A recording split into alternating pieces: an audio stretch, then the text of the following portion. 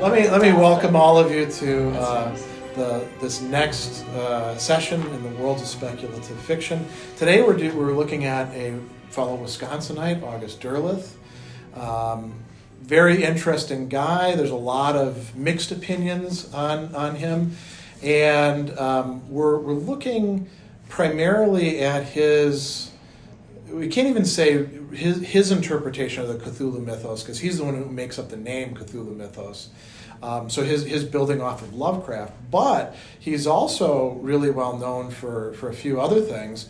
Another one of them is his Solar Ponds series, where he's taking off of Arthur Conan Doyle's Sherlock Holmes stories. Basically, he's not plagiarizing as such, but he's basically stealing the character. And it went to such an extent that Arthur Conan Doyle's sons tried to get legally stop him from it.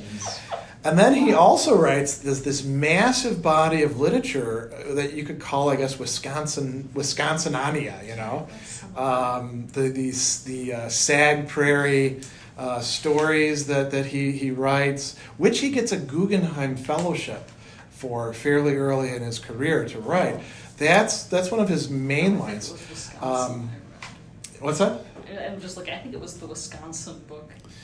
Yeah, and he just wrote volumes and volumes of stuff. So we'll talk a bit about that stuff, but we're mostly going to focus on his connection with Lovecraft. What we usually do in these is that we talk about a bit of the person's biography.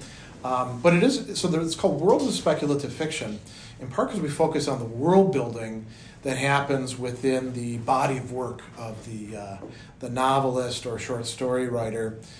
And in this case, it's we'll get into it, but it's he takes somebody else's narrative universe, as he does with other things, and then he puts his own spin on it that some people think is quite good, and other people think is the worst thing to happen to the body of literature altogether. And then there's people in between. So he's a very quite interesting character. There's a lot of criticism of him.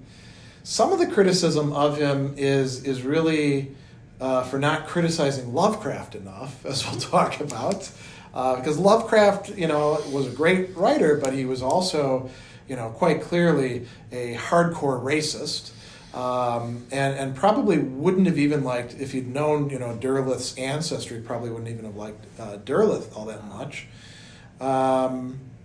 There's some other unsavory things having to do with like a fascination with, at that time, fascism that Lovecraft had that Derleth kind of papered over a bit. So we'll talk about that as well.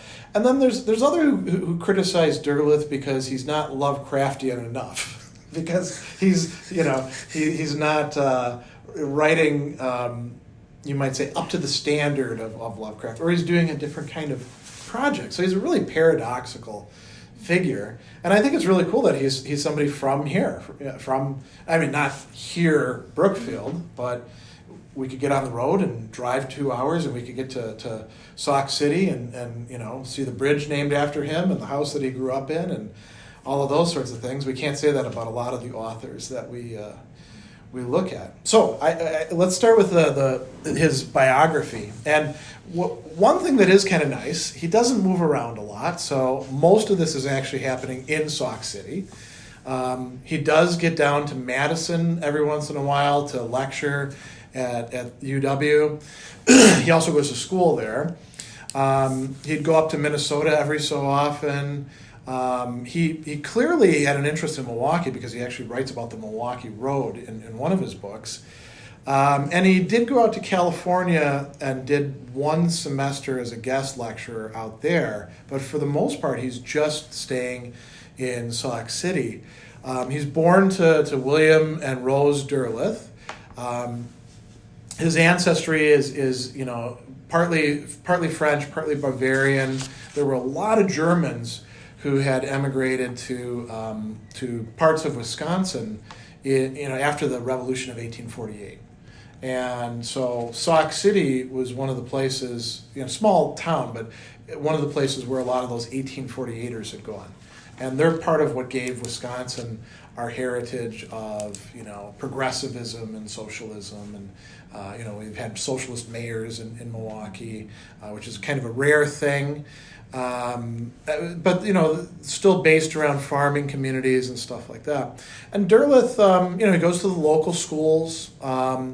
He reads a lot of pulp fiction and writes his first short story in 1922 at 13 years old, in part to see whether he can do what the people that he's reading are doing, which, makes good sense. And he thinks that maybe he could actually, make a living at it. He starts writing stuff and then starts sending it out and gets like 20 rejection notices. While he's 13, 14, and 15, that would be kind of tough. I don't think I would stick with it, but he does. And his parents are supportive, He finally sells Bat's Belfry to Weird Tales when he's 16. That's his first publication. And the year after that, he graduates when he's 17 and goes to University of Wisconsin. And while he's there, he starts a correspondence with H.P. Lovecraft. And he will eventually become the person who edits and publishes Lovecraft's letters. Interestingly, I've read through the letters that they have. Lovecraft will write like page after page after page to this person. His letters to Derleth early on, they're pretty short. They're sort of like, he's what we nowadays would call a fanboy. And, asking the sort of, questions that people do. Where do you get your ideas from? That sort of stuff. And Lovecraft, he's very nice, and he responds to him. And they have this nice correspondence together that lasts over time, and it gets bigger and bigger and bigger. And Derleth likes Lovecraft's stories, that's very clear. But he also likes a whole bunch of other people as well. And eventually he graduates from UW-Madison, gets his BA, and he takes a post briefly in Minneapolis with Fawcett Publications as an editor on this Mystic magazine. He only stays there for a short time, then he goes back to Sauk City, moves back in with mom and dad, who are, again, supportive of his work, and he says, I'm going to become a professional writer. And, he's got a track record by that time of selling some stuff. He publishes his first work, A Heritage of Sauk City, which is, if you think about it, he was really fascinated with place. And a little bit of a digression here. So he considered himself a pulp writer, but also a regional writer. And he thought of Lovecraft as also being a regional writer because New England plays such a role there. So you're going to see a lot more things focused on this area. He starts writing mystery novels for a new press, Loring and Mussey. And why does he do that? Those sell. There's lots of people who want to do mystery things, and so some of these early things like Murder Stalks the Wakely Family, Sign of Fear, Three Who Died, those are in there. Place of Hawks is regional stuff, and then in 1937, H.P. Lovecraft, who was never in good health, he dies, and Lovecraft has a literary executor who at that time is a fairly young guy. Robert Barlow, who would later on become an anthropologist, help to decipher Aztec and Mayan monuments, and he would teach in various places. But at that time, he's a young guy. And some people think that really Derleth and his buddy Donald Wandre should have stayed out of everything. But Derleth capitalizes on a letter in which Lovecraft sort of hints that maybe Derleth will be his literary executor to sort of stiff-arm this kid out of the way and say, we're going to be able to publish Lovecraft stuff, leave it to us. And eventually Barlow just sort of signs things over. There's a lot of controversy about how this was handled. It may be the case that Derleth did start rumors about Barlow. It may not be the case. There's a lot of he said, she said stuff going on there. But what ends up happening is Derleth and Wandre, they get Lovecraft's stories. And by this time, Lovecraft was a pulp writer. So pulp stuff, it exists in the magazines that it's in, and then when those magazines go out of circulation, the stories are gone. They'll be in libraries, but the pulp stuff is really crappy paper. That's why it's pulp. So it breaks down very easily, and unless you republish it, things can quite easily get lost. So they think Lovecraft is he's so great, we need to keep his stuff in circulation. They start going around to publishers, and nobody wants to publish it. And around this time, sort of in a different vector, Derleth gets a Guggenheim Fellowship, and he gets this in part because of Sinclair Lewis and other people lobbying for him. Where was that? Yeah, so he was sponsored by UW English professor Helen White, as well as Sinclair Lewis and Edgar Lee Masters. So he had some pull, and the Guggenheim Fellowship gives him plenty of money, and the idea is he's supposed to build out this entire set of novels and short stories. He anticipates 50 volumes centered around Wisconsin stories, mostly sort of realist novels, and he did write a lot. That's the bulk of his writing, actually, but he uses the money, funnily enough.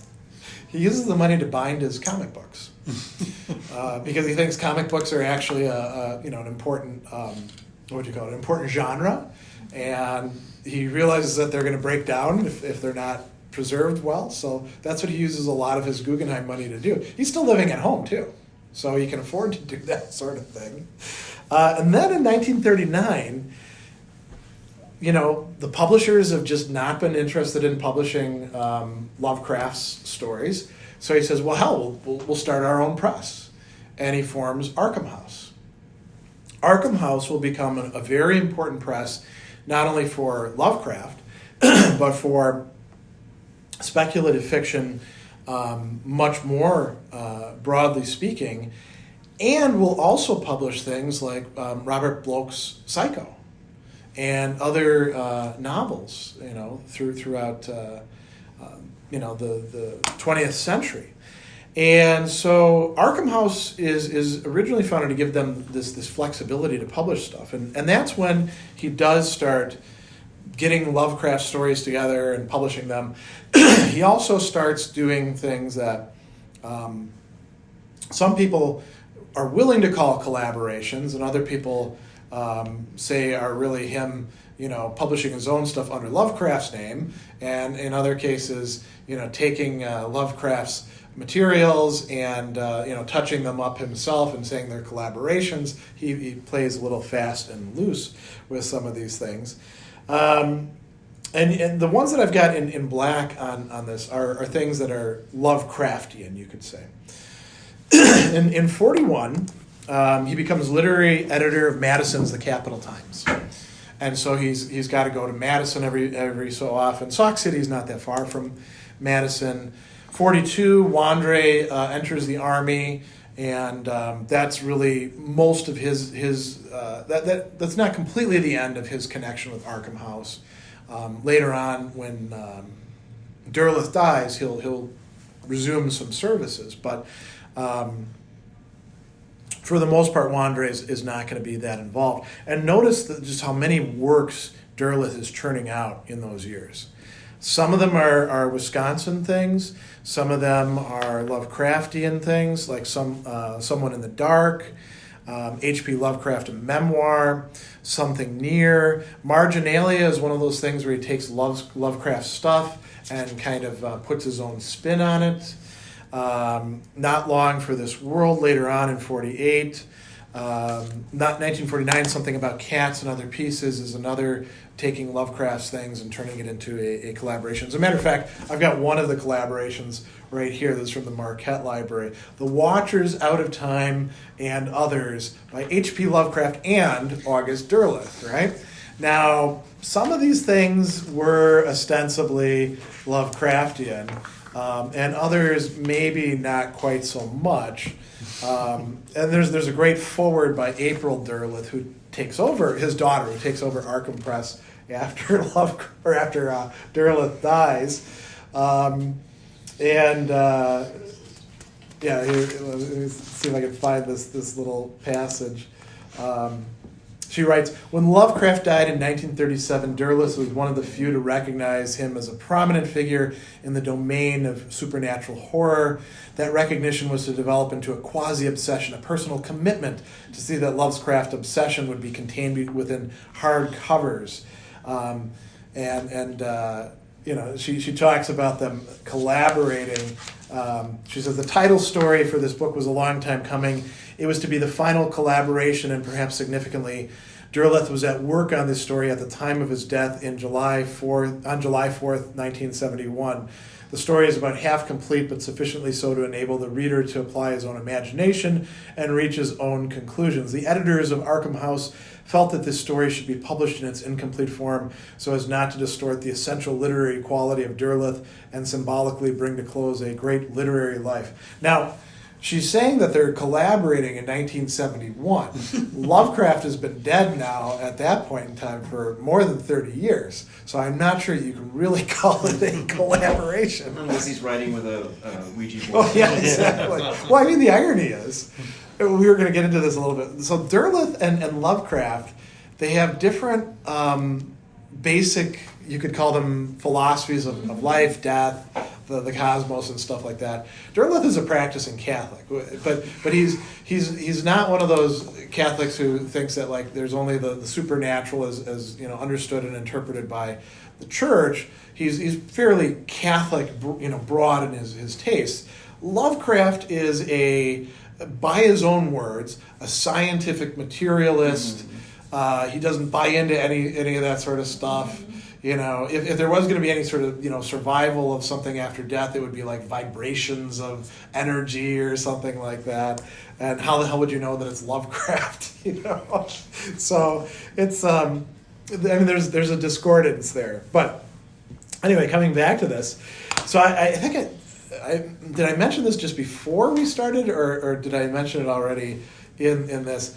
He starts writing these books called the Solar Ponds stories, and they're very closely based on Arthur Conan Doyle's Sherlock Holmes stories. And the story is, he finds out that Arthur Conan Doyle no longer intends to write more Sherlock Holmes stories. So he writes him a letter, and he says, hey, if you don't want to write any more stories, I'd really be happy to do that. Can I have permission? And Arthur Conan Doyle is getting a letter from this guy in the middle of Wisconsin. He has no idea who the hell this person is.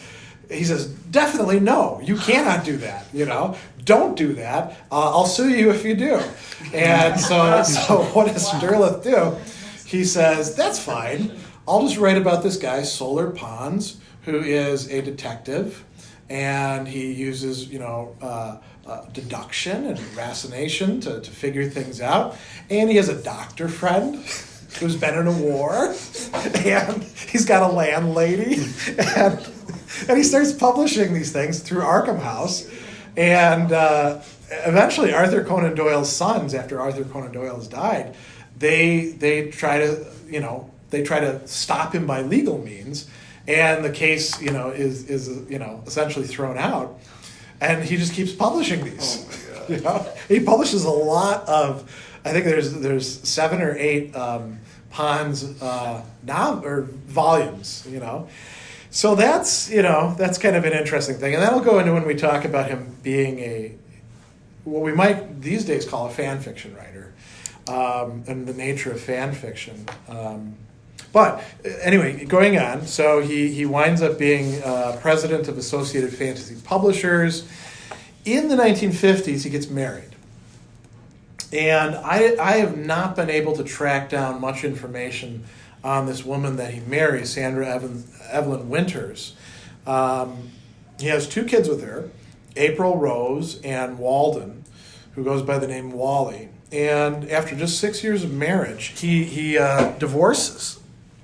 Now, he gets custody, And here in Wisconsin, in the 1950s, for a man to get full custody of the children, that was pretty rare. So either she just didn't want to be involved with the kids, or she must have done something that got her in a lot of trouble. But that was pretty unusual. And he keeps custody of the kids.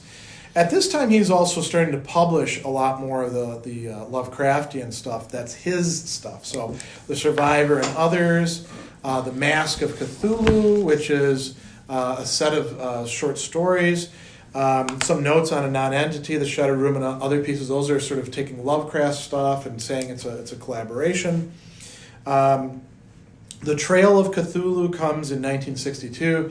That's an actual novel. Although it's kind of episodic, it's divided into 5 main sections, each of which is an account.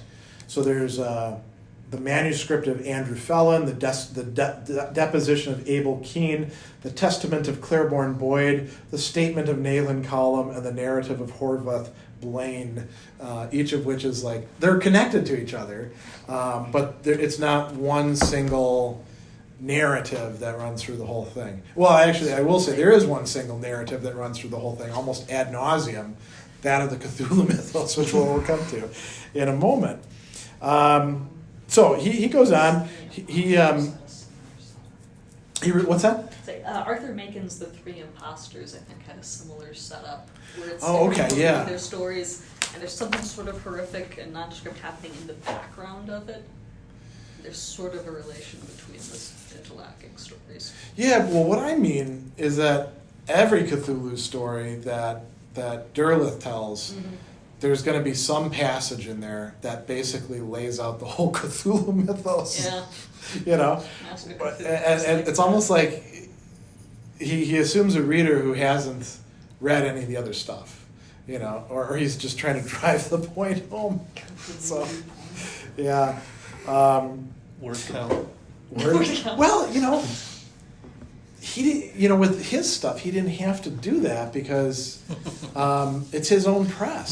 So yeah, is it just like the old Doctor Who episodes where they're not sure the kids were tuning into the earlier ones? So they have to have somewhere in the episode where they explain exactly what's going on. That actually was a pulp device, right? Because you'd often have these. It's also something that was in serialized novels, like Dickens or Dostoevsky. There's you have to have these sort of referential vignettes to help the reader along. Doesn't Lovecraft do that in Reanimator, because it was serialized, and so each section he had to sort of explain what had come before? Yeah, he does, and he may do it in some other places as well.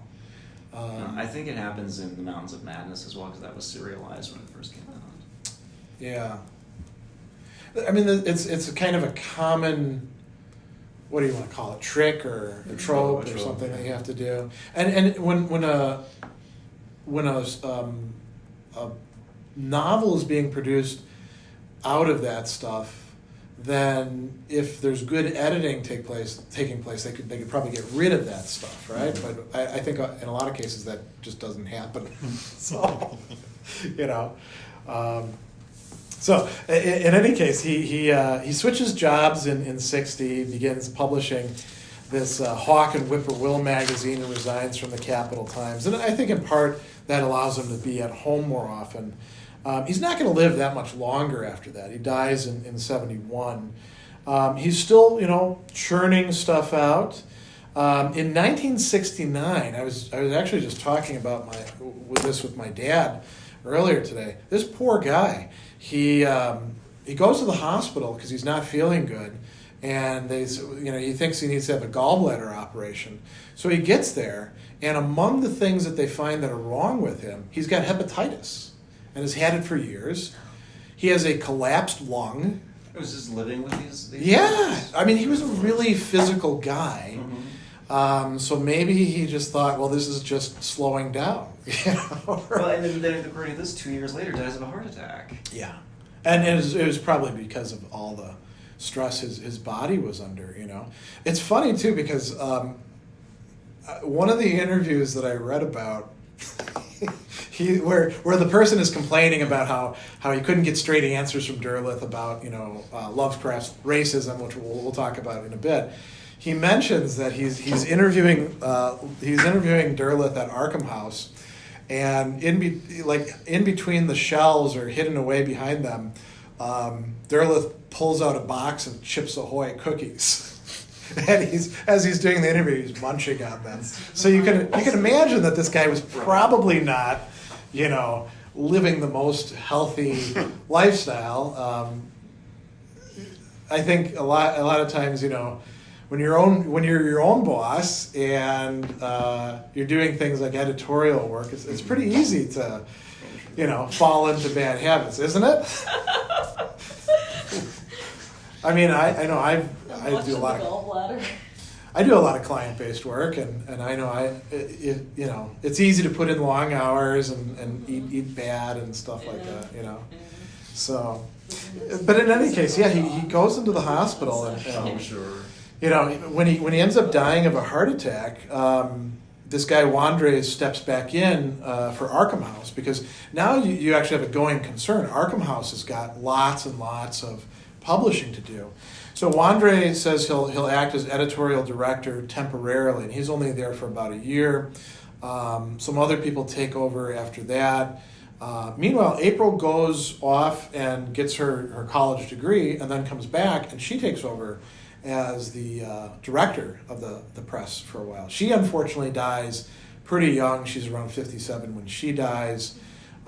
She was not in the best of health. Wally is still around. He went down to Texas for a long time, came back to Wisconsin, does some DJing on some radio station. The only other thing that I put in there is that in 1972 there was a nice recognition for Derleth in that the British Fantasy Society created the August Derleth Award. I suspect, though, they probably wouldn't give him the award. So this is a good place to jump in and talk about some of the philosophical themes, and it's a little bit different with this than it is with some of the other authors that we've looked at, because I think one of the big themes that we have to tackle right off the bat is thinking about Derleth as a creative writer. What are his real contributions? With the Wisconsin stuff, that it's unmistakable. He's got a huge body of work, but that's not speculative fiction. When it comes to the speculative fiction stuff, which largely we would say falls into weird tales, many of which are Lovecraftian, or the Solar Pond stuff. He also wrote a little bit of science fiction. Much of what he's doing is really, I think, what we would nowadays describe as fan fiction, where you take somebody else's well-constructed characters or tropes or narratives or stuff like that, and then you write your own thing, right? And we have all sorts of varieties of that, from people who are doing a very serious job with that to people who just want to make characters kiss, people doing sort of like revenge stories using them. And there's, anybody can write about anybody they want, right? If I decide I want to write some more Dorsey novels, I think the Dixon estate could probably get on me if I use all the terms, but if I change them a little bit, there's nothing they can do. And actually, if I publish it on the web, nobody's going to stop me anyway, because whatever site I have to take it down from, I'll just put it in another site.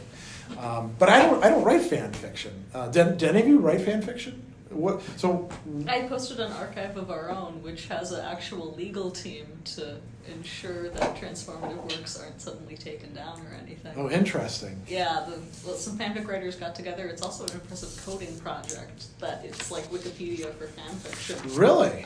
Basically. So you can search by like what fandom it's written for. Rating and content warnings are in there. Just a really robust tagging system. That's interesting. Yeah, I mean, the internet affords us so many possibilities that just wouldn't have been around during the pulp era. And there were, I mean, it gets more complicated with the Lovecraft thing, whereas Arthur Conan Doyle said nobody should publish any Sherlock Holmes stories. And Derleth wasn't the only person publishing Holmes stories on the side. There were lots of other people, and they did the effect of like sort of takedown notices, right?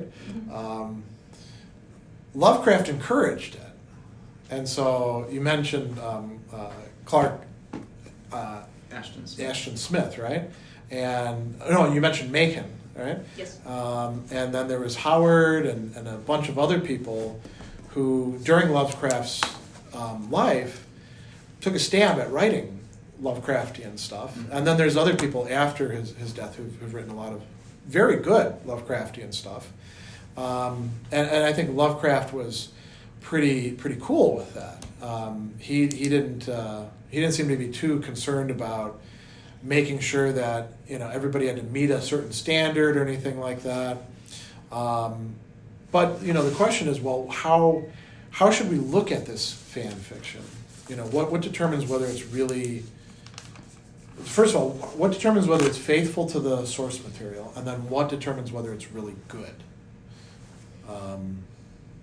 How do we and you've got a lot more experience with that sort of thing. How do people decide that with fan fiction? I don't read a lot of fan fiction. What's sort of the distinction we're looking at between fan fiction and? Well, I guess that would be the other question. Should we have a more elevated term, for things that manage to take a given set of characters or land or set of assumptions and they produce something really high quality? That's EU material, basically. Expanded universe, but that's licensed, right? Well, true. I'm thinking like, is it The Wind Dawn Gone? It's somebody like wrote a sequel to Gone with the Wind from the point of view of Scarlett's enslaved half sister, if I'm recalling correctly. And it's like that. It's classed as literature, but it's a response to the original novel. So or in like some way, it's fan fiction. Yeah, I forget the name of the author, the guy who wrote the Grendel book back in was it the 80s? That's very different than Beowulf, because Grendel's a good, not exactly good guy, but just not as bad of a guy. And Beowulf's a real jerk, In those cases, you've got some sort of reversal taking place, though, right? Yeah, usually they're adding something like a substantial new perspective. Yeah, I think we have a lot of, if you think about like the musical Wicked, it's doing exactly I just the wrote same. that down. Myers Oh, you did? Okay. Yeah. Yeah, let's get a new perspective on this. Or you can sort of mix and match, like the musical Into the Woods, which I particularly like, in part because I like the witch's discourse, where she's like distinguishing, being nice from being good, from being just, from being right, and saying being nice is not, what it's cracked up to be. But in Derleth's case, we have somebody who's whole hog taking over Lovecraft's universe, and then writing his own stories within it, and then also changing the universe in important ways. And it's debatable too about whether his writing is at the same quality as Lovecraft's. Some people actually say it's nice because it makes Lovecraft more readable. But I'm not sure that's as good of a thing. I don't. So those of you who've read the Derleth and have read Lovecraft, when you put them side by side, would you say Derleth is as good of a writer as Lovecraft is? No? He's a lot less purple, but he's also more monotonous. Yeah. Like Lovecraft, he's using weird words, and he might not always be using them correctly, but at the very least, it's interesting. Yeah. Well, Derleth kind of reads like a very good pulp writer. I noticed one word that he really loves: rigmarole. Anytime that somebody's like giving him some story and he doesn't like the character, they're giving him a rigmarole. Somebody else pointed out that he likes, there's an architectural term, is it gambrel? Oh, yeah. That shows up an awful lot in there as well. Yeah, Lovecraft, he has this vocabulary of his own. I don't know that Derleth does. Maybe in the Wisconsin stuff he does, but I haven't read that. He also has the tendency to sorry. Go ahead. I swear he italicizes the last sentences of every story, trying to make it more impactful and horrifying. Some other people have criticized him for that as well, yeah. It's 4 solid lines of italics, by which point the effect has long since worn off. Yeah. I mean, maybe that is something that works better in a pulp setting, reading it by candlelight or something like that. I'm not sure if I've read any Derleth specifically, but I know I've read some Lovecraft, and I've often found Lovecraft's dialogue almost impossible to get through. Well, he also writes so little of it, it's obviously he knew that himself. Yeah, out of his entire corpus. There are whole stories which include almost no dialogue whatsoever. Mm-hmm. What Lovecraft does instead of dialogue is indirect discourse. Oh, yeah. So there's a lot of referring to somebody's letter that they sent, or things along those lines. And it always feels like if That's not high bar. Yeah, that's true. it feels like if a Lovecraft character was being filmed, it'd be a very dramatic. Everyone would be very dramatic, and they'd be very tiring to listen to. Kind of Shakespearean, even. Yeah, They orate. Yes, Not thank you. quality That's Shakespeare. perfect. That's a perfect way to look at it. There have been some adaptations of Lovecraft's stories in film, and I don't recall any of them being particularly good. Some are fun and pulpy, like Reanimator's a lot of fun and pulpy. Yeah, that's true. That's one. But none of them are what you would call grade A films. There is the one that's got, and it's sort of loosely based on Lovecraft stuff. It's got, it was done in the 90s. I'm blanking on the name of it. They did one that was loosely based on the Shadow of Innsmouth called simply Dagon. I've heard of that one. Sci-Fi did that, right? Yeah. That was a terrible movie. Yeah, it was. Oh, sci-fi. Yeah. Yes, it The was. Sci-Fi Channel doesn't usually pull that off. No, this had Sam Neill in it. Oh, Event Horizon. No, Oh, that was the a Mouth good. of Madness. I'm sorry, the other Sam Neill Yes. horror movie based on Lovecraft. Event Horizon was actually really good. Right until the end, I feel. Yeah, well, it's hard to figure out what you. But yeah, do. no, that was actually what's his name? John Carpenter did that. Yeah, I was Oh, gonna say okay. that's. I always thought of it as a carpet. Yeah, maybe a lot of that when we were talking about film also has to do with who you have, directed and because, I saw the Dunwich Horror and holy, that is a terrible movie. I didn't know they made a movie out of that. Oh, it's awful.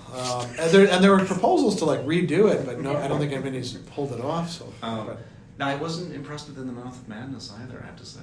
I liked it. I thought it was decent. It's hard to see how you would actually make a lot of this work. So one of the things that, to shift a little bit, one of the things that, for my impression, Lovecraft stories are able to really convey this notion of cosmic horror. Yeah. Sort of like the bottom drops out of everything. That's one of the things I liked about Event Horizon too. Oh, Especially absolutely. There's something horrible you can't even really get your head around it or describe it. Beyond description insanity. Derleth doesn't manage to pull that off.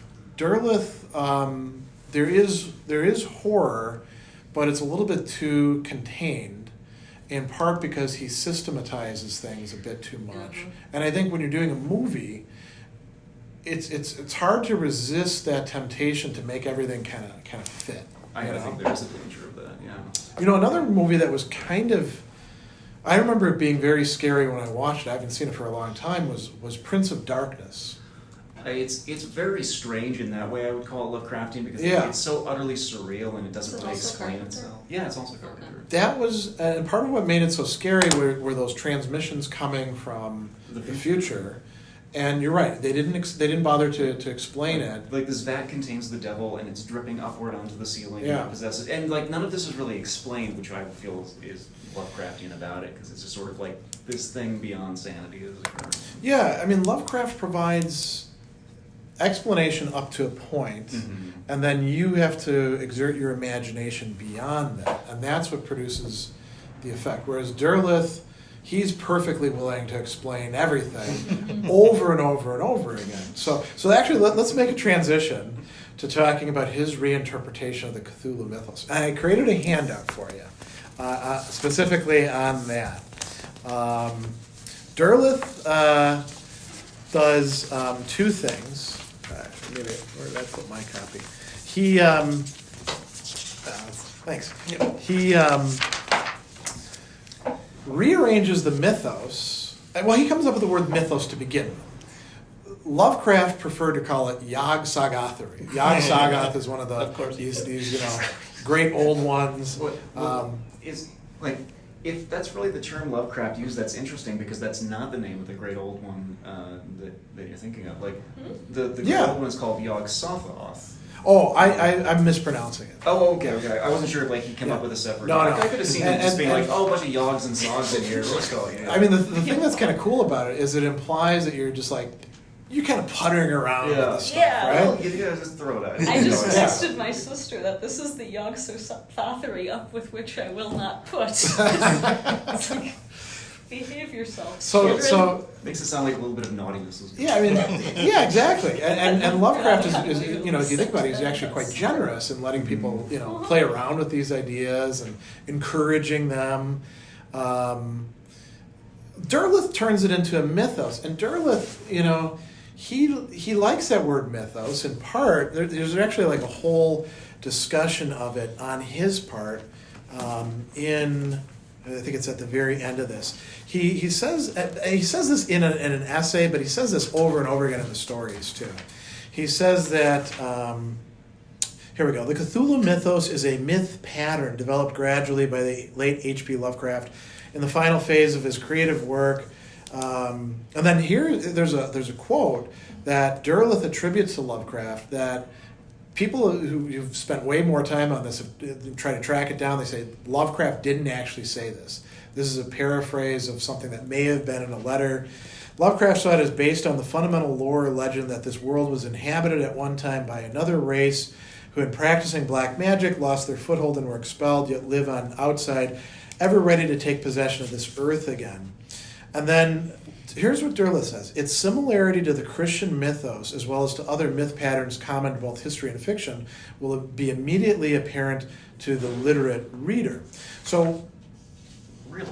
Yeah, and so Derleth is reading in to the, Cthulhu stuff, this mythos that he says is there in all these other religions or legends and stuff like that. One of the most notable things about Lovecraft's Cthulhu stories is that they bear no similarity to the Christian mythos. You'd think. Yeah, well, it gets better. So here's what Derleth says. The deities of Lovecraft's Cthulhu mythos consisted first of the elder gods, which though beyond mundane morality, beyond good and evil, were nevertheless proponents of order, and thus represented the forces of enlightenment as against the forces of evil, represented by the ancient ones, or the great old ones who rebelled against the elder gods, right? Sort of like the fallen angels, and were thrust, then he says, like Satan, into the outer darkness. The elder gods existed at or near Betelgeuse in the constellation Orion, very rarely stirring forth to intervene in the incessant struggle between the powers of darkness, seeking to gain control and the races of Earth. So what we've got here is a sort of loosely Christianized, sort of like a Milton kind of Christianity, more than traditional that sounds, catechesis. Right? That sounds like some Catholic reading into Lovecraft stuff, what he wants just to say. Yeah, he's trying to redeem that narrative universe, but the whole point is that it's not redeemable. Lovecraft's universe notably does not have a god. And he'd be very irritable. Yeah, well, introduce one. there's only one elder god mentioned, and that's Nodin's, and that's not in the. Oh yeah, Strange that's It's in the Strange High House. yeah, it's not in the Cthulhu stuff, right? And then every time that Lovecraft talks about elder gods, which is very rarely, it's always not capitalized, and they don't play any role whatsoever. They play a role in Derleth stuff, and it gets even better. Derleth not only sort of brings in this sort of Christian thing, and transforms the elder gods or the great old ones into basically demons of some sort. They also tie in with the elements. So Cthulhu, water, of course, right? Hastur, air. Shub Niggurath, a goat with 1,000 young. I guess that's got to fit into earth, And there's not a lot of explanation of a giant ball of fire. Yeah, he does a lot more with the water and the air than he does with anything else. That really doesn't do much with the fire thing. And then there's all these like complex connections. And he'll in his stories he'll have the character find a document which tells this story. So here's one from the Mask of Cthulhu, right? He says there's something that he finds in the Miskatonic Library. It would appear that the first inhabitants of outer space were great beings, not in human shape, were called the great elder gods. Against these certain elemental ancient ones, also called the great old ones, had rebelled. And then he tells us who they are. Azazoth, Yog-Sothoth, the amphibious Cthulhu, the bat-like Hastur, the unspeakable, Loiger, Zar, Ithaquel, the windwalker, and the earth beings, Narlthep and Shub-Niggurath. But their rebellion failing, they were cast out and banished by the elder gods, locked away on far planets and stars under the seal of the elder gods. Cthulhu deep under the sea in the place known as Relay, Hastur on a black star near Aldebaran in the Hyades, and he goes on and on and on, right? And then he says, since this initial rebellion, which was basically in a legend pattern paralleling the rebellion of Satan and his followers against the archangels of heaven, the great old ones had continually sought to regain their power to war against the elder gods, and there have grown up on Earth and other planets certain cultists and followers. So the Lovecraft's sort of lesser monsters, they're all connected with these. So the abominable snowmen, the doles, the deep ones, these are all dedicated to serve the ancient ones. And then, what is the role of human beings? Well, we're the only race that actually tries to, keep this bad stuff from happening. So the human beings have a central thing. So we got a lot of moving parts here that are very, very different than Lovecraft. And they keep coming up in story after story after story in these Cthulhu Mythos stories, which does make them kind of monotonous. You wonder why they always have to find the same basic narrative. I'll also mention too that these characters in Derleth's story, they inevitably have access to the same library of books. And Derleth, like with Lovecraft, right? You may find reference to a guy having the Necronomicon, or the what would be the translation? Yeah, Cult, the unspeakable or inexpressible cults. There's others as well, and Looking for the Derleth makes up a couple new ones of his own, like the Relay manuscript. Yeah. Oh, the Panactotic manuscript is another one, right? Yeah, the Cult De Ghouls, Yeah. Book of Avon. Yeah. It's ready to really get text. Well, here's the thing.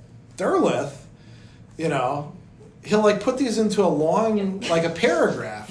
and inevitably, they're all at the Miskatonic Library to begin with, but they'll also be in this person's study, or they'll have had the opportunity to read all of these, and you're like, there's only supposed to be 5 copies of the Necronomicon floating around out there. How do these people, it's almost as if they're part of one big lending library. And you understand, I think it ruins the effect. Absolutely. It would actually be kind of cool if it was one evil copy that was teleporting from person to person. Just trying to drive as many people insane as possible. Exactly. Yeah, That was the plot of The Ring. I never watched The Ring, but I kind of wonder with Derleth, did he not know that this was going to be the effect of what he's doing? I feel like Mask of Cthulhu, I was surprised that, did Arkham House release it? It felt like it was a whole bunch of different stories that were never meant to be put between the same two covers because they're too similar to each other. Yeah, that's a good way to put it. And the irony is, when he's not writing Cthulhu-based horror, and he's just writing like regional horror about haunted houses or stuff like that, he's actually pretty good. It's when the Cthulhu mythos gets involved. Again, it's like fan fiction where he's such a fanboy that he's got to throw every single element in. Like you were talking about, if you think about like superhero stuff, right? Let's say you got a great story in the Marvel universe, and I like the X-Men and Cyclops quite a bit because I kind of grew up on that. So let's say we've got this great storyline where Cyclops is finding out who he is and stuff like that. You don't need to actually have every other character coming in or every other motif coming in to tell that story. You can just tell that one story on its own. And I think that's what Lovecraft does, right? He introduces us to, like in the Call of Cthulhu, we have this figurine of Cthulhu, and this detective finds out that there's a worshiping thing going on, and they go in and kill some of the worshipers and interrogate the rest and start realizing that there's more and more to this story, but they don't bring in a whole bunch of other Lovecraftian beings to make sense of the story. They stick with that aspect. Well, the very ignorance of the people who are investigating this as to what else is going on in the cosmos makes that not necessary, because these people don't necessarily know the whole what else might be out there, so you don't have to show it in the story either. That's a good point. Some of the characters in the Derleth stories are ignorant in that way, but unfortunately they run into other characters who know it all, and that kind of ruins the effect. So we in some ways we could criticize Derleth for what he does to the in creating the Cthulhu mythos, but we could also say that even if he did all that sort of stuff, he could have written it better, more thoughtfully. Yeah.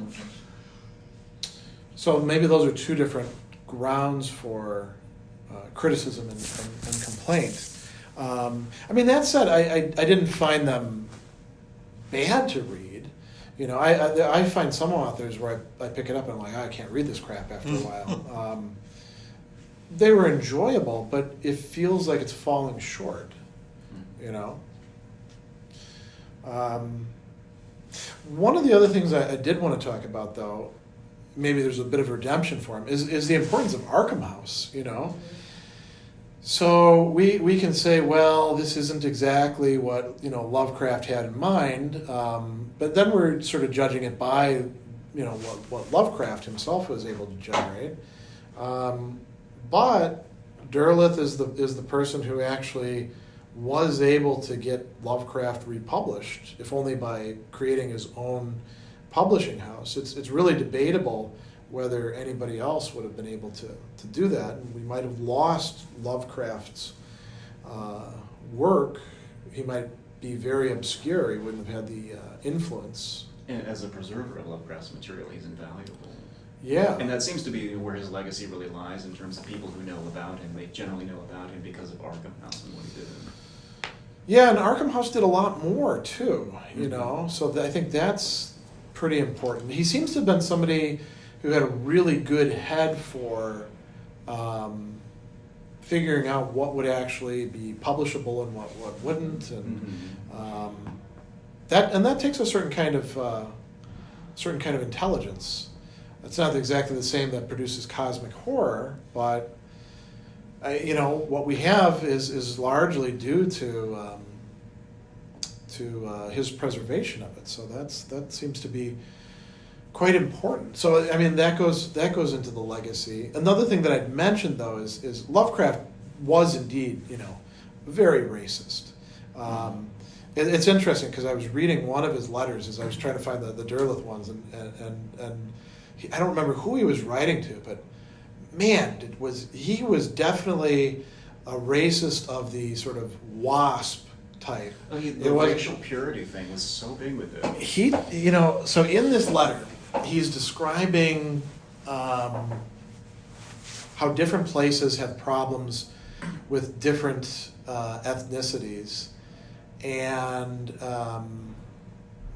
he was saying that the Californians have trouble, and he just called them the Japano-Chinese. He didn't even distinguish between them, right?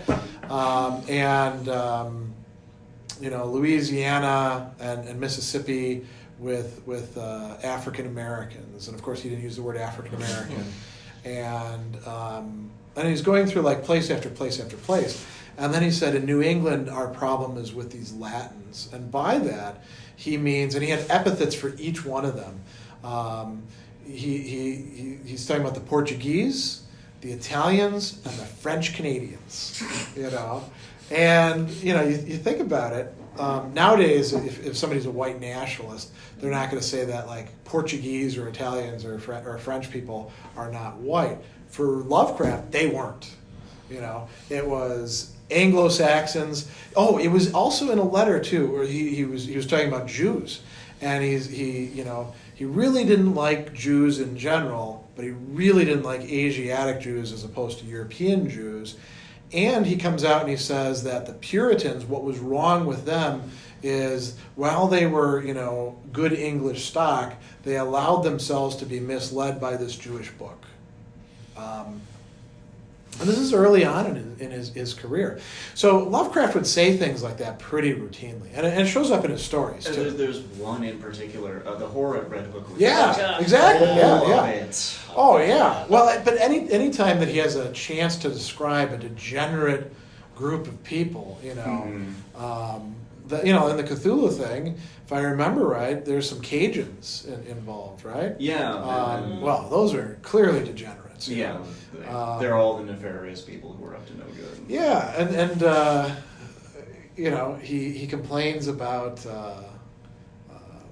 Providence itself being overrun with Portuguese and Italians as well. I believe actually in Herbert West Reanimator, he suggests at one point that one of West's failures is this black boxer who died, and he suggests that he fails because the boxer isn't pure enough. Blood.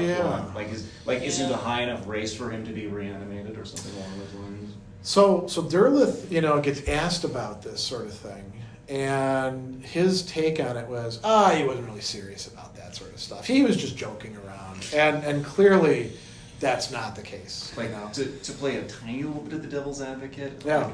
A lot of his letters toward the end of his life, Lovecraft did repent of all this stuff. That's true, yeah. Even the fascism thing, too, with Howard. Did say, I wish I had done and said differently. That doesn't change the fact that it's all in his writing up to that point. But I suppose if you'd met him toward the end of his life, you could have at least gone he used to think those things, but he decided differently now. Yeah, if he'd lived another 10 years, maybe, I think he would have shed at least some of it.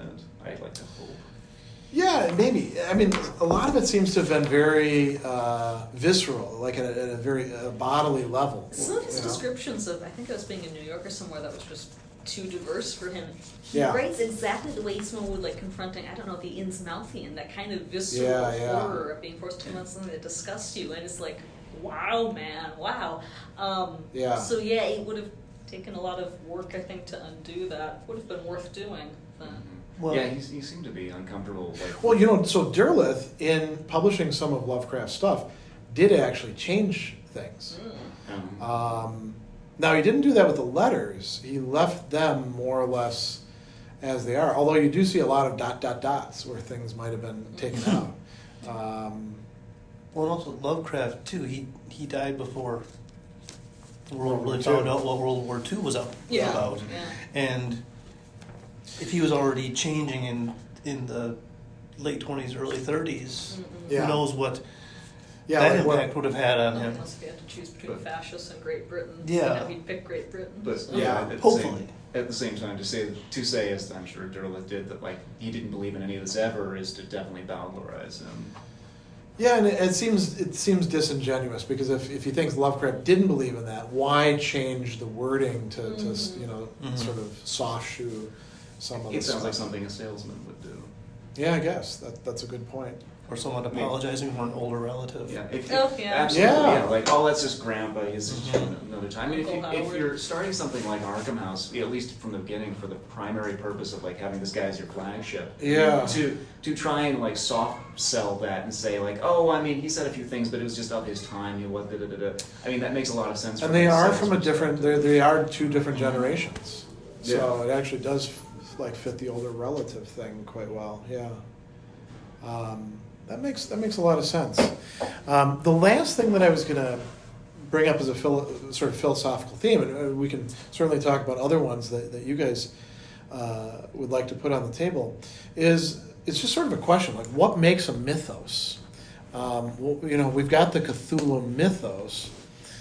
And this, I think this kind of ties in with world building because we don't have a narrative world in the way that like fantasy writers do or science fiction authors do, where like, you know, they create a whole, you know, this race and these people and here's their monetary system and all that sort of stuff. It's set in our world, but it's like Lovecraft, you know, pulls back the veil and says, there's all this crazy stuff going on behind the scenes that most of us don't know about. And, you know, there's literally no bottom to it. Here's a few vignettes of it. And we don't actually know how all these parts are connected together. Derleth is much more systematic, and you know, maybe there is a bottom to it that's provided by the elder gods. But what actually makes a narrative universe that we can call a mythos? And I don't actually have a good answer for this. Why do we call it the Cthulhu Mythos and not just like, you know, the Cthulhu cycle or something like that? Well, I think at some level it's kind of like a distinction made by each individual person who encounters it. As to Okay. whether or not, like, I mean, I think we call it the Cthulhu Mythos because that's what everybody's been calling it. But I think in terms of what makes a myth, Yeah. as much as I dislike August Derleth and what he's done to it, it seems to me like the thing that, if we're going to like look for a good definition for myth, the thing that makes a myth is that it lives on beyond the author who created it and sends out its tendrils into other people. Okay. Mm-hmm. The editor of this anthology actually went with his discussion of what he considers a myth, and in his case, it's that you have room for variant versions in a myth. Oh, interesting. That, like, there's multiple stories about the origin of some god or goddess, and then these, like, Hester, Yeah. a bat-headed thing, or some sort of slimy frog thing, or Yeah. a city, or the king of Carcosa. And that there's room for all these different variants, kind of like how myths in the real world get handed down in fragments. Yeah, I mean, it reminds me of like when we talk about like Greek mythology, right? Mm-hmm. There are these popular books out there, like, you know, put out, and there were these 12 gods, you know, the pantheon and all that. And when you look at like source material, like the hymns to the gods that are preserved, or Hesiod or Homer or stuff like that, it's way more complicated and murky, and the stories don't match with each other exactly. And they have fascinating things, right? It's just that a given god can have multiple identities. Yeah, like, absolutely. Artemis is also Hecate and is also Diana. And Yeah. And, yeah. Sorry. Well, and the Greeks had this tradition too of like going somewhere else and you know, saying, that kind of looks like it's Ares. Yeah. We're going to call that the Yeah. Ares of this, or that's the Artemis of this, you know. And the local people would probably be like, that's not that god at all. And the Greeks would be like, yeah, you're just Yeah. mistaken. If you read the Old Testament in the Bible, there are obviously stories in there that were put in there by the compilers of the Old Testament that they don't understand why they're there, and that sometimes even go against what they say their God like wants or doesn't want. Like the whole thing with Abraham having to, get like asked by God to slaughter his son. Goes directly against like the covenant with God that human life is so important.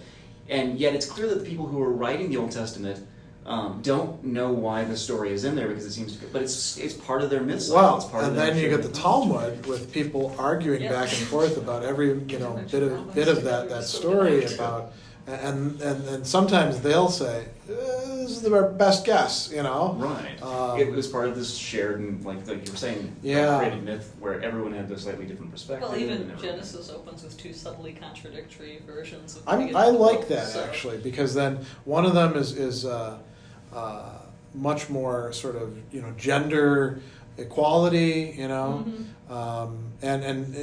the fact that there's two of them in there. I mean, it led to that whole well, wait a second, who is this first woman? And then Lilith, sort of extra stuff coming in, which is interesting. My favorite Abraham story. This may sound a little gross, but is because I think about what this must have been like. So Abraham makes a covenant with God, right? And part of that covenant is circumcision. Yeah. Now, when we think about who Abraham was, he was essentially what we would nowadays call a clan leader. And at that time, he had a whole bunch of families that he was essentially ruling over. So it wasn't just him who had to get circumcised. It was all the males in there. And you think about the technology that they had, stone knives. So now imagine, telling all these people that you're responsible for, listen, guys, I've had this conversation with God, and he wants me to do this thing, not just to me, but to all of you. So line up, because it's going to be a rough day. And cross your fingers that you don't get sepsis. Yeah, exactly. And one of the stories that we have about circumcision later on is in the Book of Judges, right, where Dinah is raped, and her brothers. They're gonna go kill the guys who did it, and then they say, you have to become one of us. You have to get circumcised. So these other guys are like, well, okay, I guess we'll get circumcised. And then while they're laid up in bed, the brothers come in and slaughter them because What's that? That was one of my favorite parts. I really enjoy the Book of Judges, but that's in part because it's like the crazy, wild. It's sort of like the epic stuff in the Bible, And that is one thing I do like about the Bible is people will talk about it as if it's one single document, and no, it's Ta Biblia, all these books, and some of them are quite frankly quite boring, like Chronicles, but others are. You're like, how the hell did this get in here? Look at the Book of Daniel, the wild, ghostly hands writing on the wall and true, some of them are or Tobit, rock and roll, and then there's the Psalms, and those are very interesting, and the other wisdom literature, but that's very different, than Joshua, which is essentially about genocides. Is it Ecclesiastes? Ecclesiastes is part of the wisdom literature. And then there's Ecclesiasticus, the church book, also called Sirach, Yeah, which one's the really depressing one? What's that? Oh, Ecclesiastes. Is really There's nothing new under the sun. Actually, though, it's I was talking about this with a friend of mine who's having a midlife crisis, and he was concerned with. He thinks that there's good reason to think there isn't life after death, and he's been, he grew up in a Christian home, and the Bible, their perspective, nobody's really, treated this. They've all been dogmatic about it. And he's like, wait a second, what about Ecclesiastes? That guy, he's like, we just turn into dust. But he doesn't say, screw it, I'm just going to do whatever the hell I want. He says there's still the law, and there's still something good about, following the law, even if we don't completely understand it. So it's not totally pessimistic. There's this weird optimism running through it at the end. Well, it's that rock bottom idea of do the right thing anyway. Yeah, and so this guy was struggling with the idea of if you take God in the afterlife out of the picture, does that mean morality falls apart? Right. And he's a detective in Kankakee. So that's a rough town. He's got a young kid. He's thinking about some real life issues in that. And so Ecclesiastes is there to maybe provide an answer. That's not a full answer. Job is like that too.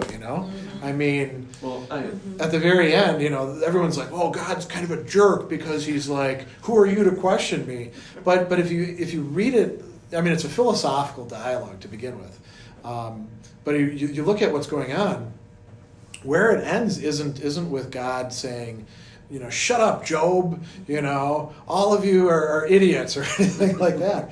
It actually ends with Job having to argue with God, sort of like Abraham does to try to save Sodom,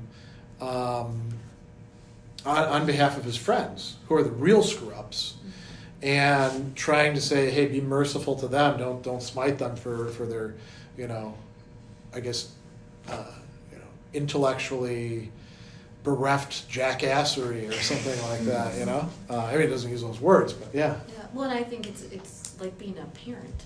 Everything in there is how many times do we tell that to our kids?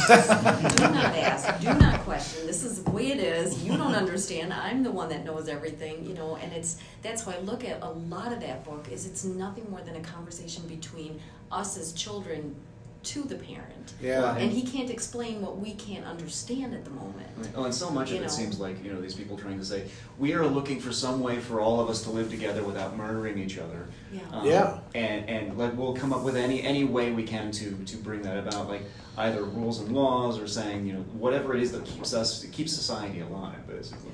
Well, and like I always like to point out to my kids, I'm like, if you really look at the Bible and start pulling it apart, I'm like, there talks about reincarnation over and over in there, which we refuse to see as, and I was born and raised Catholic. And I'm like, every point you look at that, I'm like, we're coming back. You better make sure, because that person you killed may end up being your son or your daughter or your whatever. And trust me, that whole karmic type thing, ends up coming about, I think, a lot of times. And it's funny because I hate to bring up Stephen, but Yeah. my son, my oldest son, is adopted. And my daughter kept telling me, hey, there's this baby coming by. There's this baby coming by. And I'm looking at her like, what? And lo and behold, I had a friend of a friend of a friend come knocking on the door saying, hey, we have a baby we want to give away for adoption. And here's this baby. So I always tell when they have issues with one another, you remember, you brought him here. You saw him come. And you're the one that told me there's this baby for us. So my sister and I are both adopted, and we used to joke with each other, and there was sort of a common practice when I was adopted, because the previous generation, they wouldn't tell kids that they were adopted, and then a lot of them would find out and they'd kill themselves or get really depressed. And so from whenever we learned how to understand or speak, they told us that we were adopted. And we would joke with each other and say, Mom and Dad love me more because you're adopted. Right? Because there was that sort of notion that was the case. But I mean, in my family, it was kind of cool because we never got treated any differently than anybody else in my large extended family. But I always feel like a lot of that stuff that we like to ignore, if you pay attention to the real world, some of that stuff comes out. Yeah. And you can either choose to continue to ignore it, or you can embrace it and be like, okay, there's a lot more that I just don't get. But ties into readings and things like that I think people that's a good sort of circle back to this. Lovecraft opens up a certain kind of there's more going on here than we know, and in our own life stuff, very often and sometimes we have to get old enough to actually be able to process it too. There's always a lot of stuff like that. Even in families that seem to be really well put together, there'll be some secret drama, some hidden loss, some trauma that never got dealt with, And I'm not saying everybody has to air everything all the time. That's probably not a good thing, because we probably couldn't function if we did, And we can also talk about it too on a sort of larger scale.